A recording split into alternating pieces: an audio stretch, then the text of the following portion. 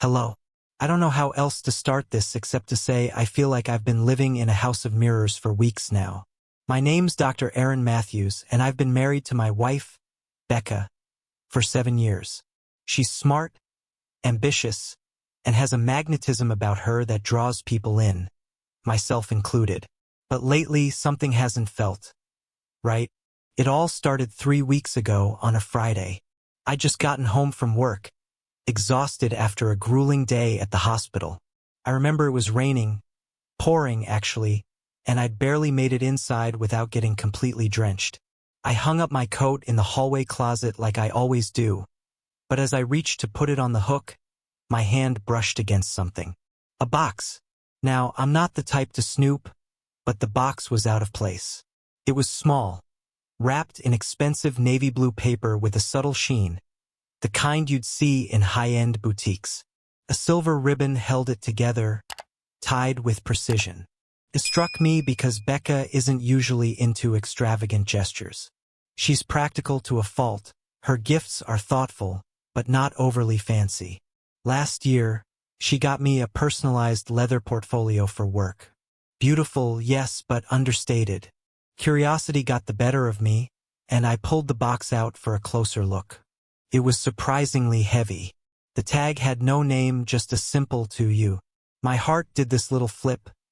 My birthday was coming up in a couple of weeks, and I immediately assumed this was for me.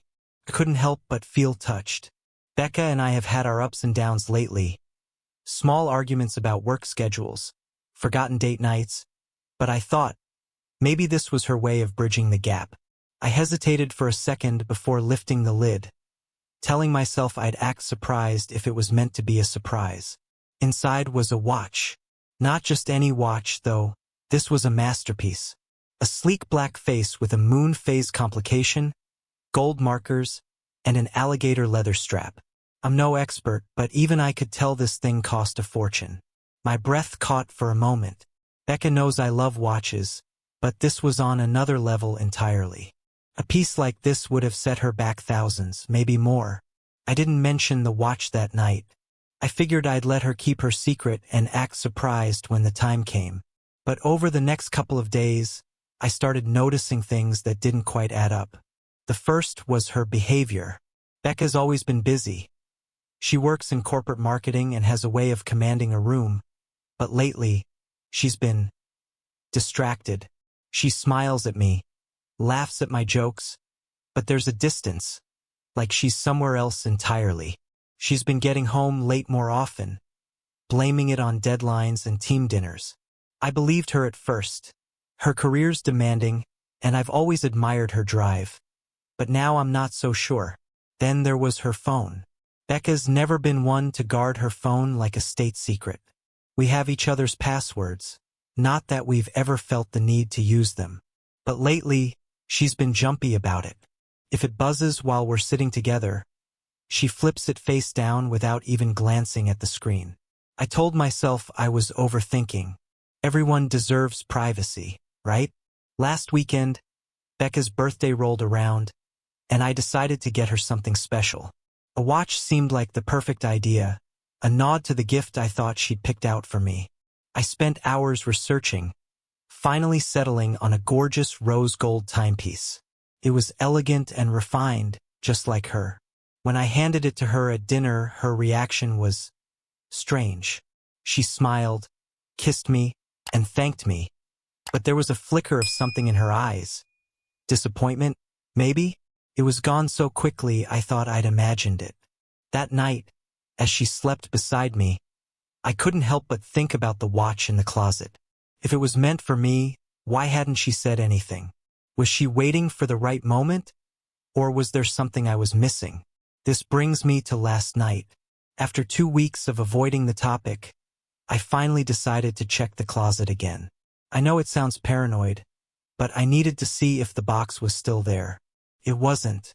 I stood there for what felt like forever, staring at the empty spot on the shelf where the gift had been. My mind raced with possibilities, none of them good. Had she moved it, returned it, given it to someone else? And if so, who? This morning I asked her about it. Casually, I thought. I mentioned seeing a box in the closet and asked if she was hiding something special. Becca's reaction was instant and defensive.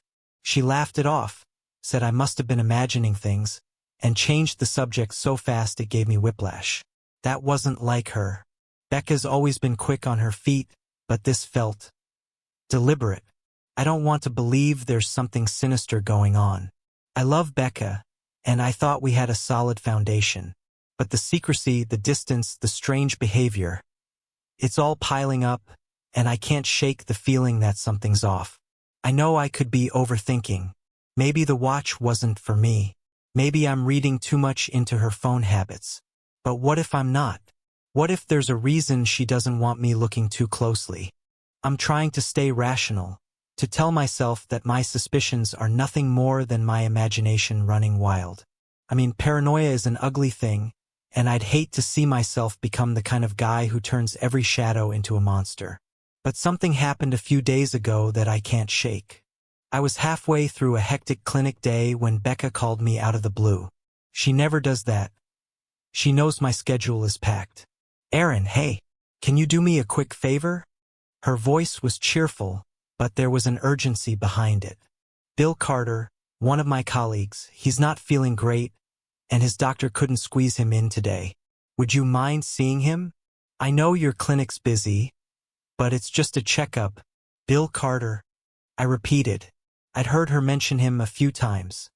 Something about him being a senior account manager at her firm. "What's going on?" She sighed dramatically. "Oh, you know men.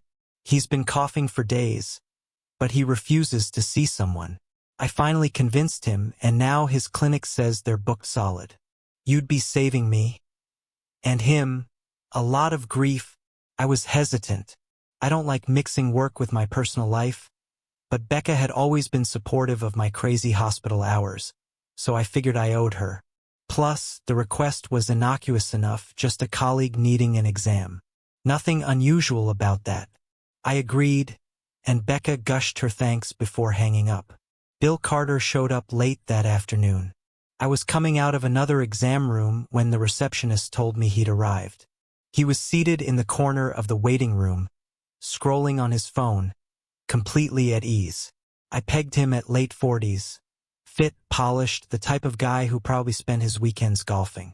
I wasn't sure what I'd expected, but I already didn't like him, though I couldn't say why. "Mr. Carter?" I called, offering him a professional smile. He looked up, nodded, and stood. That's when I saw it. The watch. It was unmistakable. Black face, gold markers, that same intricate moon phase complication, glinting under the fluorescent lights of the clinic. I felt like I'd been sucker punched. My brain stopped working for a second as I stared at it, piecing together the impossible. It was the watch, the same watch I'd found in the closet weeks ago. I swallowed hard, forcing myself to keep my face neutral. This was a clinic, my clinic, and I couldn't let personal feelings or paranoia get in the way of doing my job. I plastered on a polite smile as I led him into exam room 3, my thoughts racing the entire time. Asterisk, calm down. It's just a watch. Maybe he has the same taste as Becca. Or maybe it's a coincidence. Lots of watches look alike, asterisk. I tried to talk myself off the ledge, but my pulse hammered in my ears. I stole another glance at his wrist as he sat on the exam table. No, it wasn't just any watch. It was that watch. "So, what brings you in today?" I asked, forcing my voice to stay steady as I pulled on a pair of gloves. "Becca told you, didn't she? Nagged me into coming." Bill gave me a lopsided smile, like we were two old friends sharing an inside joke. His tone grated on me. "I've had this stupid cough for a week. Not a big deal, but she wouldn't let it go. She's persistent like that," I said carefully, hoping the strain didn't show on my face.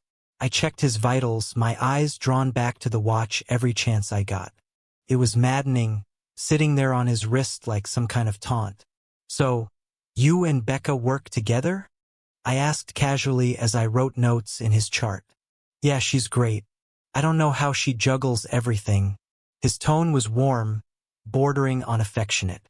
I didn't like it, always looking out for everyone else. You're lucky, man. Lucky, the word rattled around in my head as I scribbled some prescriptions and wrapped up the exam. I kept my tone professional, my smile tight. He thanked me on his way out, but all I could see was the flash of gold as he shook my hand. I spent the rest of the day in a daze. I kept replaying the image of that watch over and over. What were the odds that Becca would buy something so extravagant, hide it in the closet, and then her colleague, a man she'd been unusually insistent about me seeing, would show up wearing it? It didn't make sense. None of it did. I tried to tell myself there had to be a logical explanation. Maybe it wasn't the same watch. Maybe I was losing it. After all, I'd only seen it briefly in the closet that night. Maybe it was similar but not identical. But then I remembered the tag. To you, not to Aaron, not to my husband, just you. Couldn't let it go. That night, when Becca came home, I watched her closely. She was in a great mood, humming to herself as she kicked off her heels. I poured us both glasses of wine and waited for the right moment to mention Bill. So, I saw your friend Bill Carter today, I said, swirling the wine in my glass. Oh, right. How was he? She looked up from her phone, completely nonchalant. Fine. Healthy for the most part. He's lucky you pushed him to come in. She laughed, leaning back against the couch. Men are stubborn. It's a miracle I got him to listen. I stared at her, searching for something, anything, in her expression. Guilt? A crack in the facade? Nothing. She looked completely at ease, like she had no idea the watch was gnawing at my brain like an itch I couldn't scratch. I wanted to ask her about it right then and there. I wanted to blurt out, why did Bill have that watch? But I couldn't. I didn't want to sound crazy. Since then, little things have been piling up. I found an empty jewelry bag stuffed in the back of her sock drawer last night, the kind high-end stores use. It was crumpled, shoved away like she'd forgotten about it. Then, there was her phone again. She's been keeping it closer than ever. But 2 nights ago, as she left it charging in the kitchen, I saw a preview of a text pop up. Asterisk, can't wait. See you soon. Asterisk. No name. Just the number. I didn't touch it. Couldn't. At this point, I don't know what to believe. Becca acts like everything's normal. Like I'm the only one slowly unraveling. Maybe I am. Maybe Bill's watch is just a coincidence. Maybe the text was about a work dinner. But what if it's not? What if there's something bigger going on? Something I can't see. I'm trying to hold it together, but I can feel myself spiraling. I don't want to be the husband who accuses his wife of something awful without proof. But every time I close my eyes, I see that watch. And every time she smiles at me, I wonder if I'm missing the truth hidden behind it. Part of me wanted to storm into the room and demand answers. But another part, the rational part, told me I needed more. More proof. More patience. But then last night happened. And now I don't know what to think. It was one of those rare evenings when Becca and I both managed to be home at the same time. She'd made pasta, her signature carbonara, and we'd opened a bottle of red wine to go with it. On the surface, everything felt normal.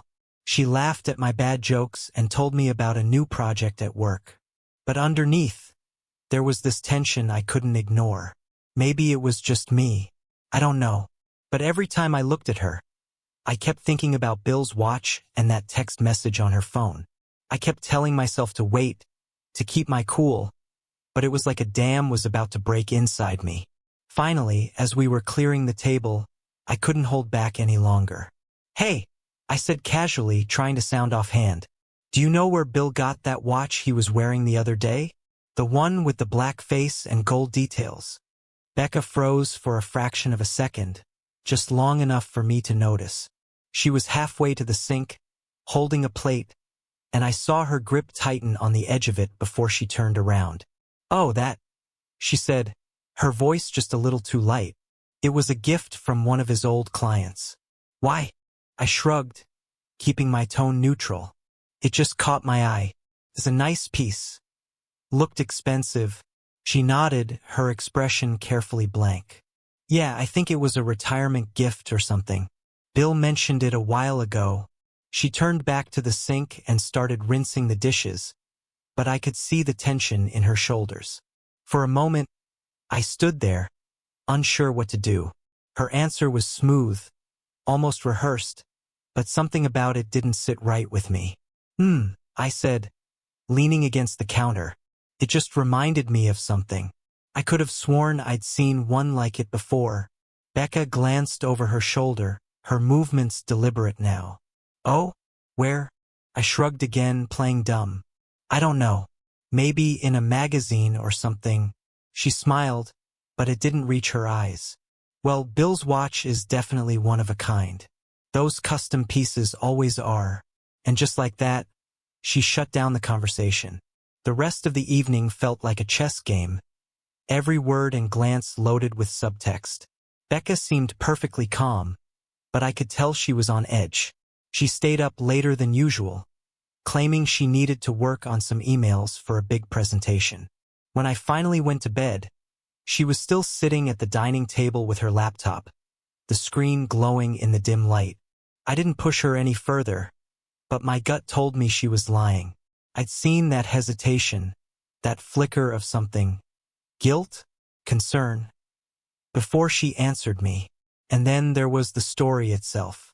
A gift from a client? That didn't make sense. Becca works in marketing, not finance or law. Her clients wouldn't be buying custom luxury watches as tokens of appreciation. So if she was lying about the watch, what else was she lying about? That's when I decided I needed a plan. If I confronted her head-on, she'd just deflect or deny. No, I needed her to reveal the truth herself. This morning, I started setting the trap. Becca left for work early, and after she was gone, I went to the closet where I'd first found the box. I searched every corner, every shelf, looking for anything I might have missed. And that's when I found it, a receipt. It was crumpled and tucked into the pocket of one of her old coats, like she'd forgotten it was there. My hands were shaking as I unfolded it. The receipt was from a high-end jewelry store downtown, dated 3 months ago. It listed a single item, a custom men's watch. The recipient, Bill Carter. My heart sank as I stared at the slip of paper, trying to make sense of it. She hadn't just been lying. She'd bought the watch for him. Why? I spent the rest of the day oscillating between anger and doubt. The receipt was damning, yes, but it didn't prove anything beyond the fact that she'd bought him an expensive gift. Maybe it was professional. Maybe it was personal. But what kind of married woman buys a luxury watch for a male colleague? It wasn't just the watch, though. There were too many little things adding up. The late nights, the guarded phone, the cryptic text. And then there was Bill himself with his easy charm and the way he'd spoken about Becca like he knew her on a level I didn't. By the time Becca came home that evening, I'd made up my mind. I wasn't going to accuse her, not yet. Instead, I was going to watch her, let her think I was none the wiser. This brings me to the second part of my plan. Tomorrow, I'm going to that jewelry store. I'm going to ask about the watch and see if they remember anything about the purchase. In the meantime, I've started laying groundwork to test her story. Tonight, as we were getting ready for bed, I casually mentioned that I'd bumped into Bill at a cafe near work. Really? She said, her tone neutral. Did he say anything? I shook my head, watching her closely. No, just small talk. He mentioned something about a weekend retreat your team went on last month. How was that, by the way? Her eyes flicked to me for half a second before she smiled. Oh, typical team-building stuff. Long days, boring presentations. Nothing exciting. I nodded, pretending to believe her. But my mind was already working overtime. The retreat. She'd been gone for 3 days, staying at a lakeside resort with her team. At the time, I hadn't thought anything of it. Becca goes on work trips all the time. But now, I couldn't help wondering. Had it been more than just work? I'm starting to realize this might go deeper than I'd thought. Maybe it's not just an affair. Maybe there's something else she's hiding, something bigger. But what? One way or another, I'm going to get to the bottom of this. I've gone over every clue I missed, every lie I swallowed, every moment I should have seen it. But nothing could have prepared me for what I found yesterday.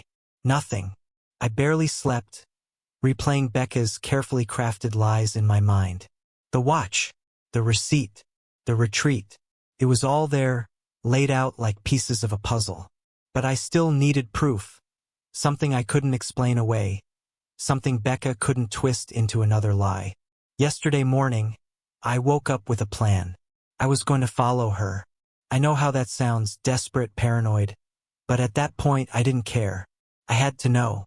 Becca left the house at 8 a.m., dressed sharper than usual. She claimed she was meeting a client for brunch, which was strange enough on a Sunday. I watched her through the window as she got into her car and drove off, her phone clutched tightly in her hand. I gave her a few minutes before following.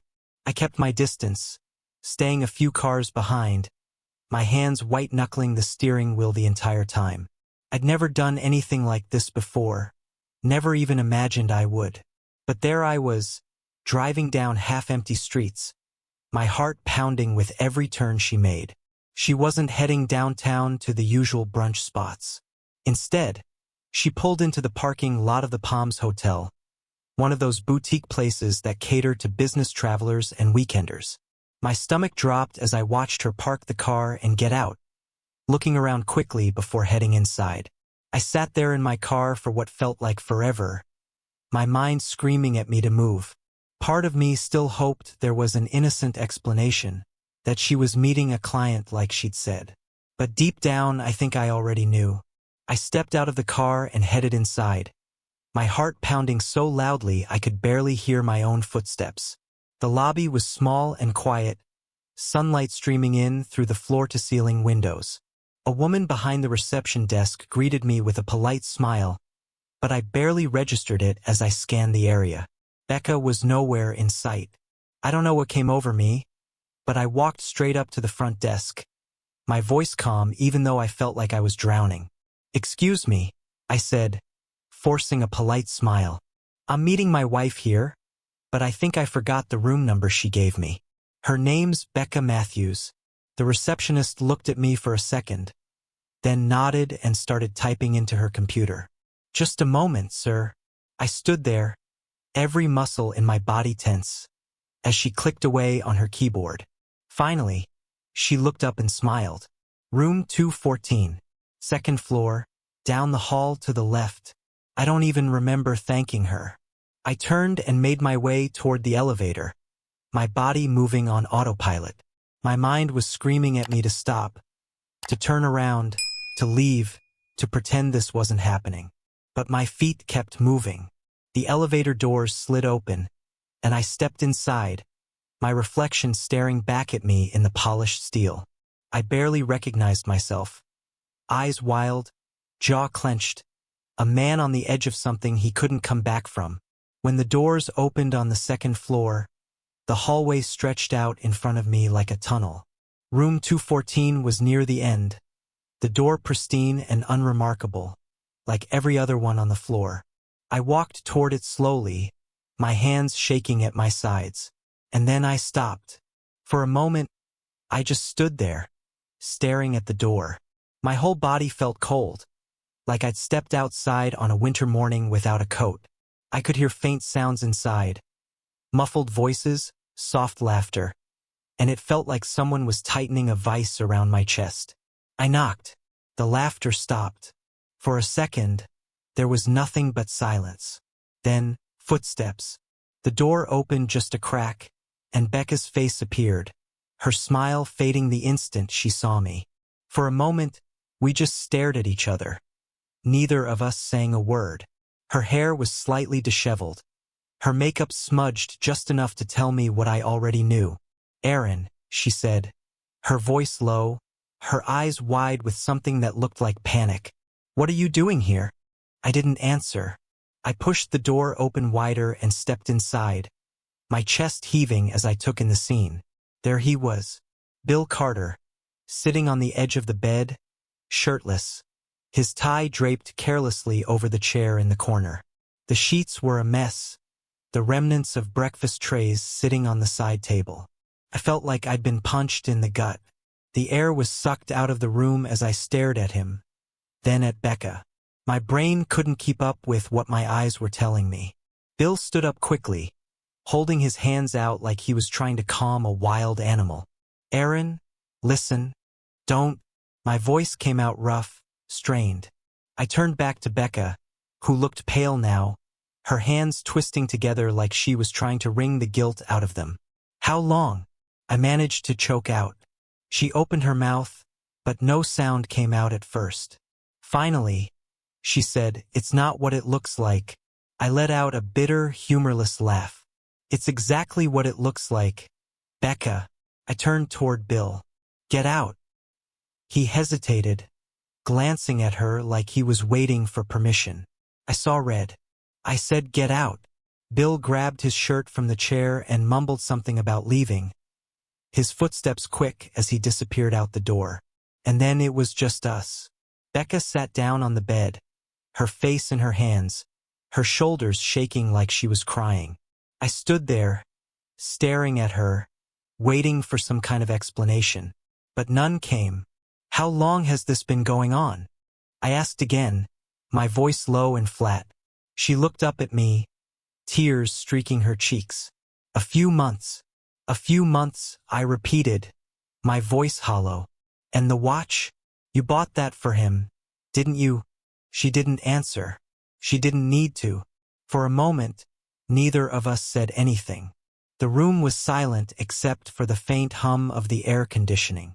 I felt like I was standing in the middle of a disaster zone, the wreckage of my marriage scattered all around me.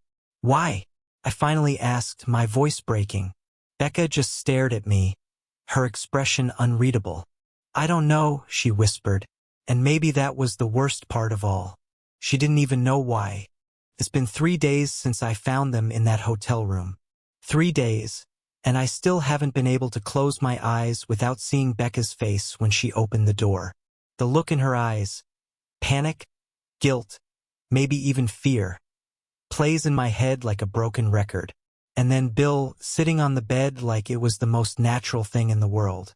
There's this phrase I keep hearing.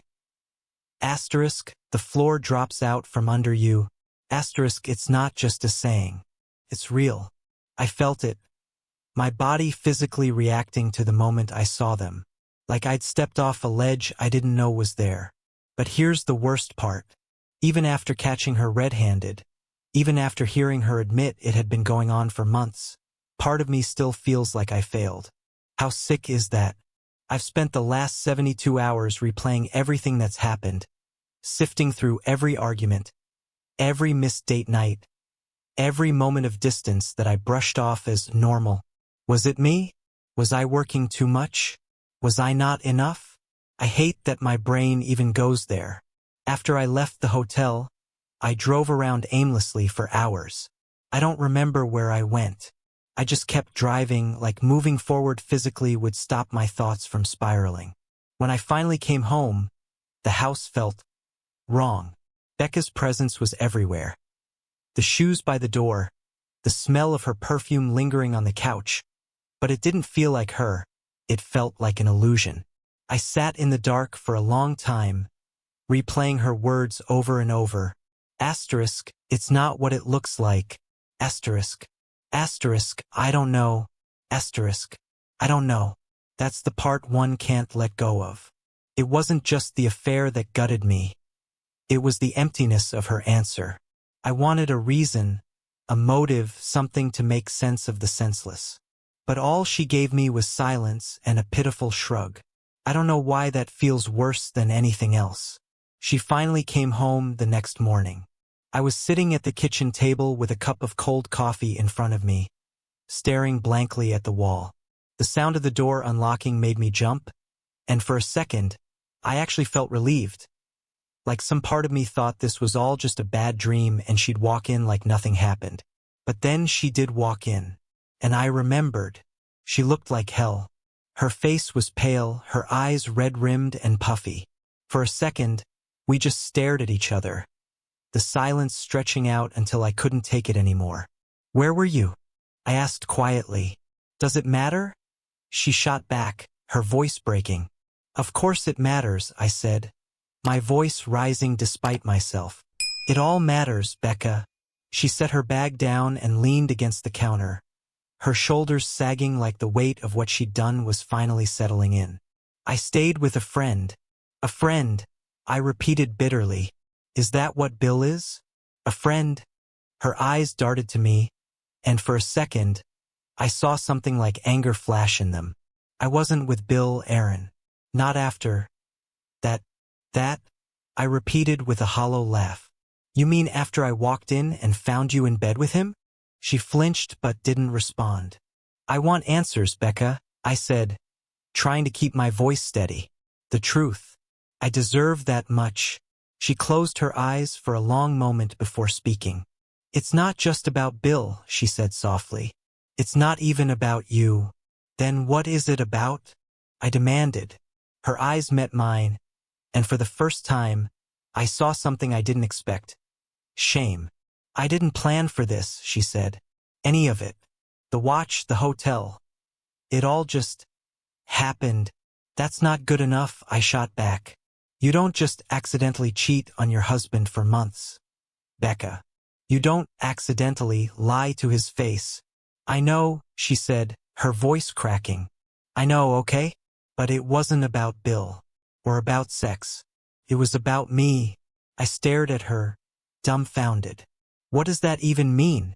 Becca let out a shaky breath and looked away, like she couldn't face me. Do you have any idea what it's like being married to you? A doctor. The perfect husband. Everyone thinks you're some kind of hero and I'm just there, in the background, supporting you, smiling, clapping. But no one ever sees me. Her words hit me like a slap across the face. So this is my fault? No, she whispered. It's not your fault. But I didn't know how to tell you that I felt invisible. That I needed something. Asterisk anything asterisk. To remind me that I exist. The room spun as I tried to process what she was saying. It sounded so selfish, so cruel.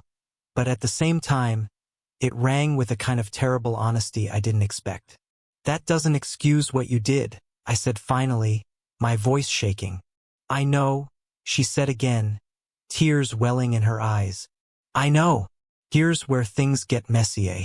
After she left the kitchen, I sat there for hours, just thinking, trying to reconcile the Becca I'd known, the woman I fell in love with, the woman I married, with the version of her who could say those things, who could do what she did. And then, late that afternoon, I got a call that changed everything. It was from my clinic. Dr. Matthews?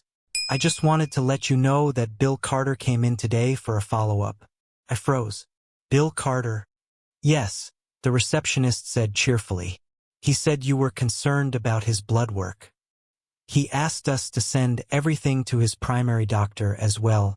Blood work? I hadn't ordered blood work.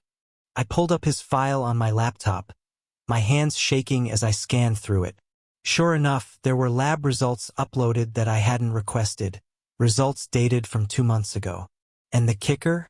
They weren't for a routine checkup. They were for an STD panel. At that moment, everything shifted. I felt sick, my mind reeling with what this could mean. Why was Bill getting tested? Had Becca known? Had I been exposed to something without even knowing it? I confronted Becca about it that night. When I told her, she looked like I just hit her. You knew, I said, my voice shaking. You knew he was getting tested. Her face crumpled, and she broke down sobbing. It's not what you think, she whispered. What do I think, Becca? That you've been cheating on me with a man who was so careless that he needed to get checked. I didn't know until later, she choked out. I swear, I didn't believe her. Not anymore. This is where I am now, trying to process all of it. The betrayal, the lies, the bombshell of Bill's test. I don't know what's worse, knowing Becca cheated or wondering if there's still something else I don't see. I want to believe I've hit the bottom of this nightmare, but something tells me there's more. I just don't know if I can handle it. It's been a week since my world fell apart, and I've made a decision. I'm leaving. Not just Becca, but the entire life we built together. The house, the neighborhood, the routines. It all feels tainted now, like walking through the burned-out shell of a home after a fire. There's no rebuilding this. I've stared at every corner, every photo, every object, and all I can see are the lies hiding underneath. When I told Becca, she didn't cry. She just looked at me with those tired, red-rimmed eyes and nodded like she already knew it was coming. Maybe she did. "Aaron," she said softly, her voice shaking, "I know you'll never forgive me, but I'm sorry." I didn't respond. What was there to say? Her apology didn't erase the betrayal or the lies. It didn't change the fact that she had been playing a role in our marriage while something darker festered beneath the surface. Still, as I watched her pack a bag and walk out the door, her steps slow and hesitant, like she expected me to call her back, I felt a strange, hollow pang in my chest. Not love, not pity, something closer to loss. I spent the next few days in a kind of daze, going through the motions of life without really being in it. Work was my only solace. Patients came and went, their problems giving me something else to focus on, even if it was just for a few minutes at a time. But even there, Becca's shadow followed me. Every time I glanced at my laptop, I saw Bill Carter's file sitting there like an unanswered question. The STD panel, the blood work. I couldn't ignore it anymore. Late one night, after hours, I reopened the file and dug deeper. I searched through lab notes, cross-referencing dates and results, until something caught my eye. A secondary name.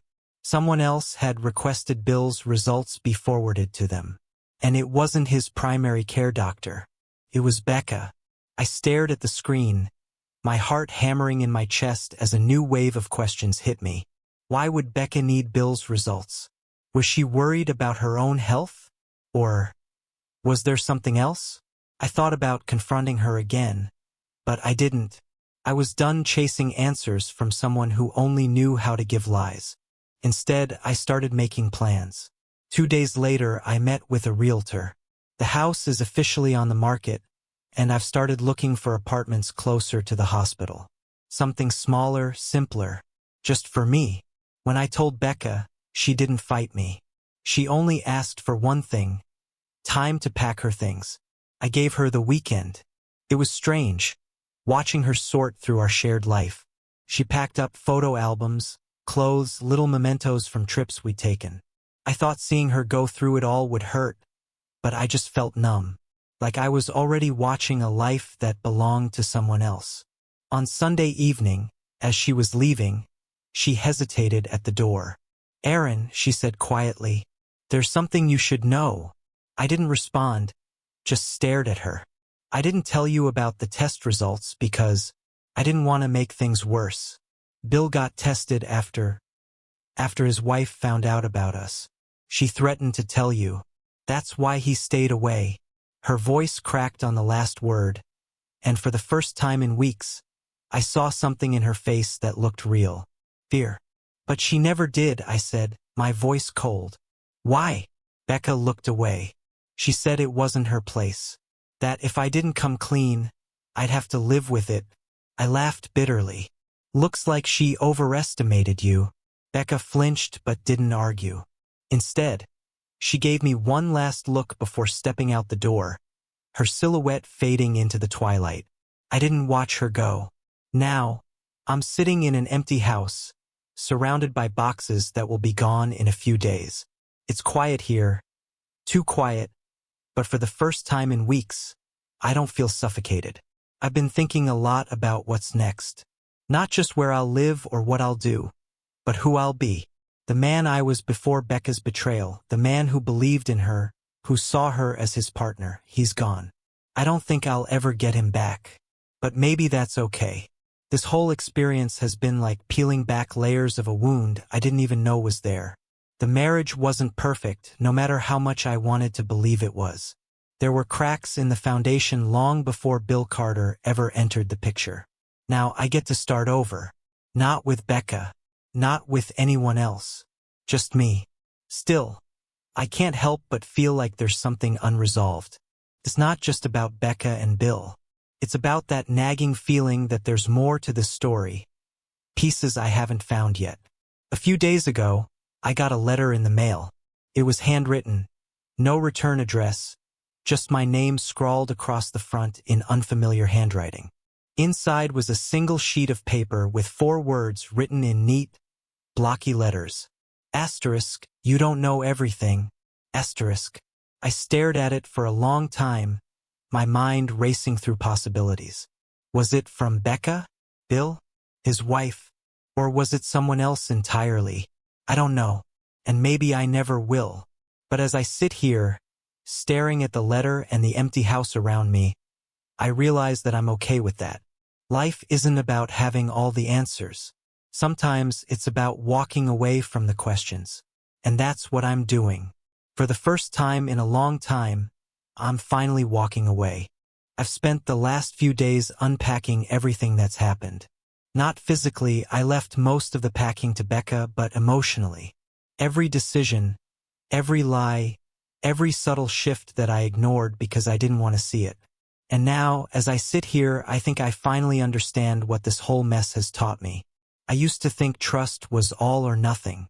You either trusted someone completely, or you didn't trust them at all. But now I realize trust isn't about blind faith. It's about mutual accountability. I trusted Becca so deeply that I ignored signs that were staring me in the face. I brushed off her distance, her late nights, her guarded phone habits, because I didn't want to seem like that guy, the jealous, controlling husband. But trust doesn't mean ignoring your instincts. If something feels off, pay attention. Ask questions. Have the hard conversations before the cracks in the foundation turn into full-blown collapses. People cheat for reasons that often have nothing to do with you, asterisk asterisk. This was the hardest one for me to accept. After finding out about the affair, I spent hours, days, weeks blaming myself. Maybe I worked too much. Maybe I didn't compliment her enough or make her feel special. But the truth is, Becca's choices were hers. She told me she felt invisible, like she wasn't enough. And while that's heartbreaking to hear, it wasn't something I could have fixed for her. She needed validation that went beyond our marriage, something external that I could never provide. Cheating wasn't the answer, but it was her escape. For those of you who've been in my shoes, remember this. You're not responsible for someone else's self-worth. Walk away when you know it's over. This one might seem obvious, but it's easier said than done. When you love someone, you cling to the hope that things can get better. You tell yourself that if you try harder, if you give them time, they'll come back to you. But sometimes, the kindest thing you can do for yourself is let go. I could have stayed and fought for Becca, for the life we built, but at what cost? My sanity? My dignity? Staying would have turned me into someone I didn't recognize, someone bitter and consumed by resentment. Instead, I chose myself. It's okay to walk away. It doesn't mean you're weak. It means you're brave enough to choose your own healing over someone else's mistakes. Pay attention to the small things. People don't wake up one day and decide to betray you. It's a series of choices, a slow unraveling. Looking back, I can see where Becca started pulling away, little by little. I just wasn't paying attention. Trust your instincts. If something feels wrong, it probably is. It doesn't mean you should jump to conclusions, but don't dismiss your gut. It's there for a reason. Healing isn't linear. Some days I feel strong, like I'm ready to move forward. Other days I'm a mess, and that's okay. Progress isn't a straight line. It's a winding road. Don't ignore your intuition. Ask the questions. Have the conversations. And if you find out the worst, if the person you love has broken your trust, know that it's not the end of the world. Feels like it, I know. But there's life on the other side. You don't have to forgive them. You don't have to stay. You just have to decide what kind of life you want to build for yourself moving forward. The other night, as I was clearing out the last of Becca's things, I found something strange tucked in the back of a drawer. It was a piece of paper, crumpled and faded, with words scrawled across it in her handwriting. It said, "Asterisk, you don't know what you think you know. Asterisk. I sat there staring at it for a long time, the weight of those words pressing down on me. At first, I thought it was just another lie, another manipulation. But now I'm not so sure. Maybe it was a warning. Maybe there are parts of this story I still don't see, layers I haven't uncovered. Or maybe it was Becca's way of reminding me that life isn't black and white. Either way, I've decided to leave the paper behind, just like I'm leaving the house and this chapter of my life. Because here's the truth. Sometimes you don't need to know everything to move on. You just need to know enough. I caught my wife cheating. It's been a nightmare, but I've learned to trust my instincts, let go of what doesn't serve me, and move forward, even without all the answers. To anyone going through this, you're stronger than you think.